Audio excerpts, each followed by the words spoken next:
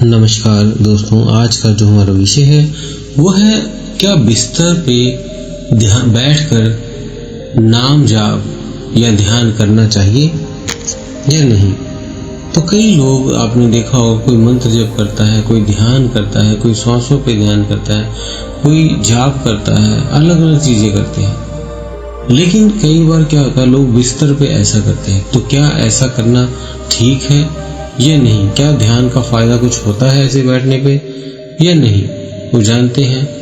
तो आज हम एक बहुत ही साधारण लेकिन गहरी बात पर ये चर्चा करेंगे। तो इसलिए आप सभी का हम स्वागत करते हैं आपके अपने चैनल आत्मा से परमात्मा का सफर। तो क्या बिस्तर में बैठकर नाम जप करना चाहिए या मंत्र जप करना चाहिए या नहीं? अक्सर लोग मुझसे पूछते हैं कि भाई साहब, समय तो मिलता नहीं, थकान रहती है, तो हम लेटे लेटे या बिस्तर पर बैठकर नाम जप कर लेते हैं। सवाल छोटा है, लेकिन इतना इसका उत्तर हमारी भक्ति और श्रद्धा को छूता है। तो इसमें है पहला बिंदु, भगवान भाव के भूखे हैं। सबसे पहले समझिए, भगवान को हमारी बाहरी स्थिति से कोई फर्क नहीं पड़ता, उन्हें हमारे भाव से फर्क पड़ता है। अगर कोई बीमार है, उठ नहीं सकता, तो लेटे लेटे भी राम राम, ओम नमः शिवाय, अल्लाह हो, कोई भी सतनाम वाहेगुरु का जाप करें, तो वह जप उतना ही प्रभावशाली होगा जितना मंदिर में या कहीं अच्छी जगह में, पॉजिटिव जगह में बैठकर करते हैं। जैसे एक बच्चा अगर माँ को रोते हुए पुकारे, तो माँ ये नहीं देखती कि बच्चा खड़ा है या लेटा है, माँ सिर्फ उन्हें आंसुओं का दर्द समझती है।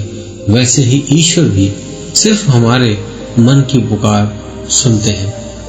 अब चलते हैं दूसरे बिंदु पे, अनुशासन और पवित्रता पर। लेकिन अगर हम स्वस्थ हैं, शरीर ठीक है, तो आलस्यवश बिस्तर में बैठकर जप करना उचित नहीं है। अगर आपको प्रधानमंत्री से या किसी बड़े गुरु से मिलने जाना हो, तो क्या आप बिस्तर में लेटकर उनसे बात करेंगे? नहीं।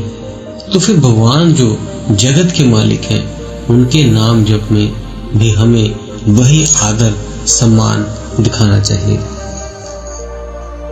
अब तीसरे पहलू पे चलते हैं, अभ्यास का असर। जब हम बिस्तर में बैठकर जप करते हैं, तो मन नींद और सुस्ती की तरफ खिंचाव लाता है, क्योंकि बिस्तर पे ऊर्जा का प्रभाव, सोने वाली ऊर्जा का प्रभाव ज्यादा होता है। लेकिन जब आप आसन पर बैठे सीधे बैठकर जप करते हैं, तो आपकी ऊर्जा एकाग्र होती है। ये वैसे ही है जैसे कोई छात्र पढ़ाई करता है, मीन्स कोई स्टूडेंट पढ़ाई करता है। अगर वह बिस्तर पर लेटे रहेगा तो नींद आ जाएगी उसको, लेकिन अगर मेज कुर्सी पर बैठकर पढ़ेगा तो ध्यान से वो पढ़ेगा। इसी तरह से ये नियम ध्यान पे भी लागू होता है। इसलिए नियमित जाप के लिए एक आसन, एक पवित्र जगह और निर्धारित समय पर सबसे उत्तम रहता है। चौथा पहलू है इसका, मान लीजिए एक किसान है, बारिश हो रही है, खेत कीचड़ से भरे हैं, वह उसी हालत में भी बीज बो रहा है। क्यों?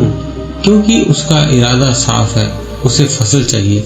वैसे ही अगर आपका इरादा शुद्ध है, आप बिस्तर पर हैं, फिर भी नाम जप करेंगे तो फल मिलेगा।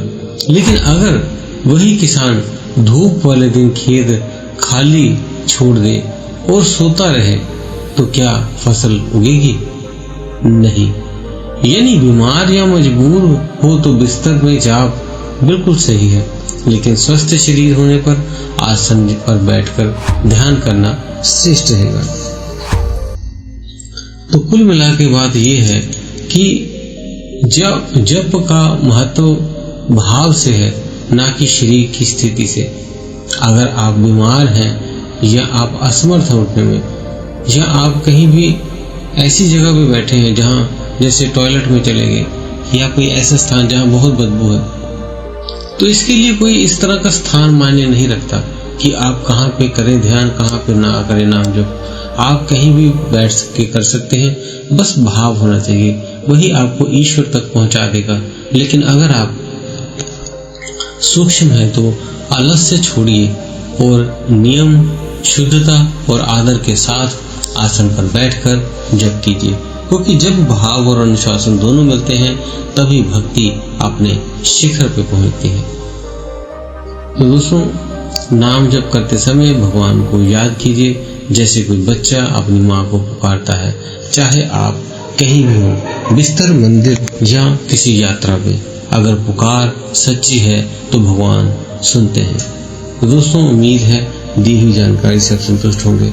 आपके प्रश्न का उत्तर आपको मिल गया होगा।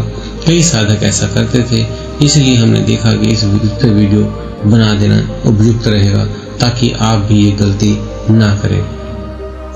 तो मिलते हैं इसी तरह से रोचक कहानियों, रोचक वीडियो पे, जो आपके अध्यात्म की यात्रा को हमारे साथ आगे बढ़ाएगी।